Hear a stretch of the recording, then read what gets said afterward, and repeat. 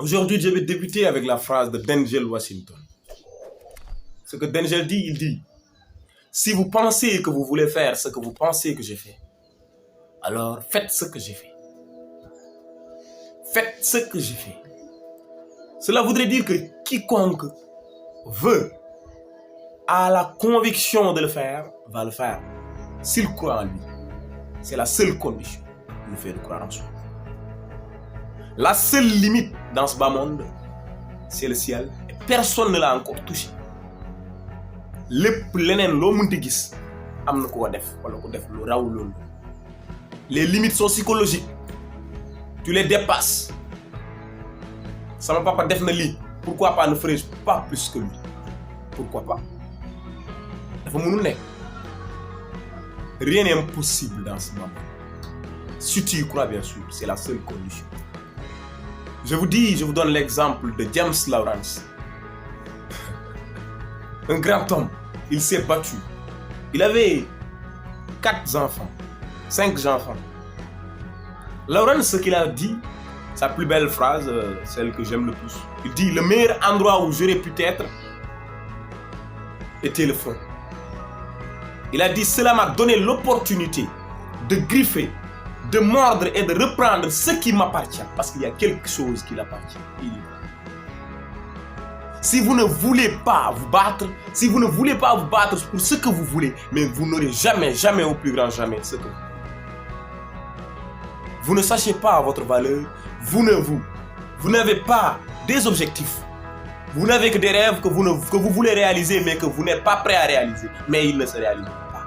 Kierkegaard a dit, il a dit: ce n'est pas le chemin qui est difficile, mais c'est le difficile en tant que tel qui est chemin. Cela voudrait dire que si vous voulez réussir, mais nee na yoon wi ci boppam, yoon bi nee na yoon wi tarul, tartar ak i métit mooy yoon bi, tartar ak i métit mooy yoon wi,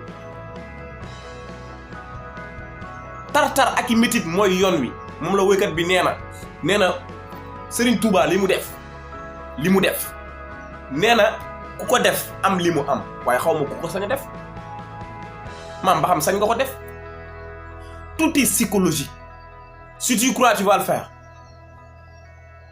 Lawrence, 5e jour bi nee na ba mu defee kii bi Ironman, concours d'Ironman, nee na 5e jour bi, mais il a voulu lâcher. Mais il y avait quelque chose en lui qui lui faisait dire: mais Lawrence, tu vas le faire. Dafa am lu la tax a jóg. Il en a fait 51. Ba mu tollee si 5e bi, il a voulu lâcher. Et s'il avait lâché, vas-tu lâcher toi? Ba xam dafa métti, mais boo ñemewul lu métti, maam nee nañ la ku ñeme ak ku bugg akara da ngay ñeme kaani. Yow nga bëgg lu neex, bëgg di muy neex rek mënul nekk. Xam nga ne sax yow boo bëggee lu yomb da ngay dem dallu ji fii di yomb. L'esprit du Mamba. L'esprit du Mamba, vous savez, Kobe Bryant. Vous connaissez Kobe Bryant. Il dit: on n'abandonne pas, on ne bat pas en retraite. On n'abandonne pas, on ne bat pas en retraite. On n'abandonne pas, on ne bat pas en retraite, on ne fuit pas. On résiste et on conquiert. On résiste et on conquiert. Il dit: je ne m'identifie pas aux paresseux, aux gens paresseux. On ne parle pas le même langage. Je ne les comprends pas et je ne veux pas les comprendre. Parce qu'ils sont faibles, ils sont paresseux. Sénégal, da ngay gis ñoo xamante ne dañoo fainéant. Ils veulent quelque chose, ils sont fainéants. Yow nga bëgg dara, ñemewoo lu métti. Noo koy amee? Gëmoo ni mën nga ko def, noo koy defee? te Sénégal yow da ngay xool ñi réussir ñëpp dañoo dund lu tar, dañoo daj lu tar. Aux grands hommes, les grandes ambitions. Aux petits hommes, les petites ambitions. yow daal yow boo amee li nga suturloo sa famille rek nga ne doy na, parce que da ngaa ragal egg fu gaañi yegg, ndax da ngaa ragal a def liñ def, parce que liñ def xam nga ne dafa métti. ñeme woo ko boo ko deful parce que da nga koy ragal, boo ko ñeme woon da nga koy def et tu vas faire le double si tu crois. Si tu crois en toi, tu vas faire. Boo ko gëmee xam ni yow mi mën nga def lu ëpp lu Aliou Ardo Sadio def pourquoi pas doo ko def. C'est un humain comme toi, mais il a travaillé plus dur que toi. Tout simplement. C'est la seule différence entre vous deux. C'est la seule différence. Il a dit la chose la plus difficile à faire, James Lawrence, c'est le fait de passer à l'action. Tu veux devenir quelqu'un? Passe à l'action. Si tu passes la première étape, mais elle verra les sens qui vont te permettre de continuer. Si tu réussis à continuer, à persévérer, mais ta récompense sera pure. À continuer, j'ai bien dit, à continuer, à se battre, à croire en soi, à accroître ce qui est en toi. Fais-toi entendre. Fais-toi entendre. Écoute ce qui est en toi. Bul déglu li nit ñi di wax ñoom dañoo mun buñ ko mënoon def waaye dem nañ bëgg nawle bëgg nga doon tolloog ñoom moo waral ñu ne la mënoo ko yow gëm ko na nekk ci yow na nekk ci yow bu nekkul ci yow mais du génn parce que li ngay wane ce ne sera que de l'ordinaire. Da ngay xool tey ku ëpp xaalis ci monde mais da ngay xool la Bill Gates à l'âge de 17 ans il ose créer une entreprise. Il ose. Il est plus audacieux que toi. Est-ce que moom moo la ëpp xel daf la ëpp xel lan la ëpp rien day lekk ngay lekk day naan ngay naan pourquoi pas yow gëmoo sa bopp. Tu ne veux pas t'affirmer. C'est ton problème. Mais bàyyil ñeneen ñi ñu def. Au moins ils sauront qu'ils ont essayé. Ils sauront qu'ils ont essayé. Démb nii la meloon suba nii laa bëgg mu mel. Tu te fixes les objectifs. Tu as des rêves, ça ne suffit pas. Tu dois être fin. Tu dois avoir faim du moins. Tu dois être quelqu'un qui est dur. Ku dof. Parce que da ngay xool ñi réussir affaire yu gën a graaw ci àdduna bi yëpp da ngay jàpp ni c'est des fous. Regarde Usain Bolt. Il s'est entraîné 4 ans pour réussir benn affaire boo xamante ne 10 secondes. 4 ans pour réussir quelque chose qui est 10 secondes. Yow tu ne fais rien. Tu es là da ngay tëdd nelaw yow heure bu la neex ba pare nga bëgg tolloog moom. Mon frère réveille-toi. bu ñu nax suñ bopp. buñ di nax suñ bopp. jullit du nax boppam. bàyyi leen di nax seen bopp. te ngeen xam ni niveau bi kay yegg mën nga fa yegg ëpp la xel. Moi j'ai défié mon prof de philosophie en la philosophie. Pourquoi? Parce qu'il ne faisait que raisonner. Am naa xel maag moom pourquoi duñ tolloo niveau d'esprit? Parce qu'il a fait la philosophie. Là n'est pas la différence. La différence est qui comprend le plus la philosophie. Qui comprend le plus? Demandez à mes camarades de la terminale. Ils vous diront que le prof, il est bien, mais il n'est pas plus bien que moi. Parce que je crois en moi. Je sais ce que je vaux. Je me suis fixé quelque chose, je serai quelqu'un de grand. J'y travaille jusqu'à réussir ce que je veux. Et je vais réussir. Fit full la fayda. Pour yéen Sénégal la moo tax mu gagné France en 2002.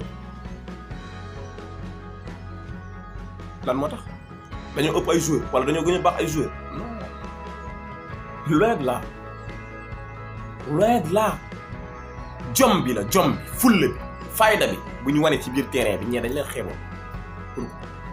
Parce que ñee il avait des joueurs dañoo amoon ñu mën a football. seetaan ngeen match bi gis ngeen gaynde nu ñu xiifee woon gis nañ ñu doon footballé mais c'est ça la différence. Xiif la conviction. dafa am sama benn xarit boo xamante ne c'était hier même dañoo toog di waxtaan Il n'aime pas les mathématiques. Pourquoi? Parce qu'il déteste calculer. Pourquoi? Parce que nee na suba day ami xaalis ba comptable nee na il déteste la comptabilité parce que day ami xaalis ba comptable am bu ko sàccee du ko yëg. xool xalaat boobu noonu. Pourquoi pas yow nga def loolu sa bopp gëm ni da nga koy def. Pourquoi pas? Pourquoi pas? C'est une question. Pourquoi pas? Pose-toi des questions. Fatigue ton esprit. Boule di nelaw. Amoo ko. Da nga bëgg réussir. Xeexal. Tu ne dois pas te reposer. Je dis à mon frère Diop, Mohamed Diop, il dit que temps yi dafa sonn day dugg fii génn fee parce que business bi affaire yooyu noonu. Ma ne ko mais pourquoi ngay dallu da nga bëgg doon bëgg yegg benn niveau bi. Nga bëgg yegg benn niveau bi nga ne da ngay noppalu di nelaw.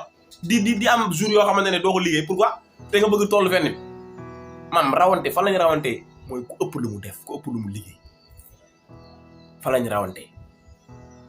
Regarde Elon Musk, regarde Bill Gates, regarde Dangote, écoute leurs histoires, regarde l'homme le plus riche de Babylone. Du moom moo gën a liggéey gars yi de mais dafa gën a muus gaañi te il avait des objectifs.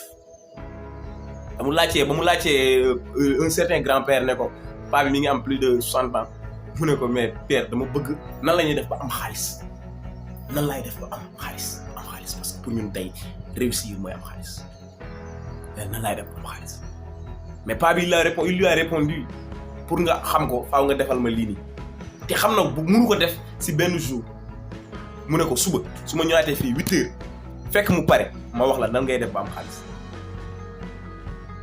mais waa ji dafa defar affaire bi. waa ji ay 17 heures la fa jóge balaa moo ñëwaat 8 heures fekk affaire bi pare mi ngi doog pare sonn nelaw. waa ji daf ko wax affaire bi nu ñuy def ba am xaalis mais il a continué à travailler demul tëdd de pourtant mënoon na dem tëdd nopp yow nga ne da ngay nopp amagoo dara. te kii pour tout simplement savoir comment faire pour avoir de l'argent dañ ko wax secret bi rek te ce n'est pas un secret parce que ñëpp xam nañ ko mais dañ ko ragal a def. faaw ngeen di xiif bëgg def bëgg doon lenn mooy tax ngeen doon lenn boo xiiful bëggoo doon lenn doo doon tus boo ko bëggoon tamit du tax dara. da ngay gis ñu nekk ci kaw xoolal seen histoire ba xam ñoom nekkuñu au bas xoolal rek.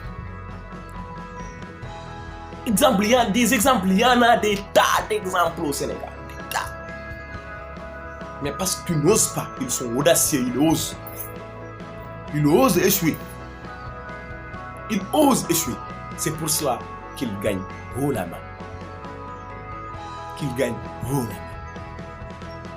Si tu n'oses pas le faire et tu n'as pas la conviction de le faire et tu ne crois pas en toi, tu ne seras rien. Deviens grand. Lève-toi. Mets-toi dans la tête que tu as des objectifs. Tu te les fixes. Mère dama koy teral mère dama koy yóbbu Makka force dama koy def. Pourquoi je ne peux pas le faire? Je vais le faire. Je vais le réussir. Car les moyens sont là. C'est le travail. Je vais travailler. Je vais économiser. damay takk sama biir. Je vais avoir faim. Mais dama koy muñ. Day métti may xuus. Dama koy muñ ba doon li ma bëgg doon. ñi nekk ci kaw. dañuy lekk damay lekk dañuy naan damay naan kon dama koy doon. danga koy doon maam boo gëmee ne danga koy doon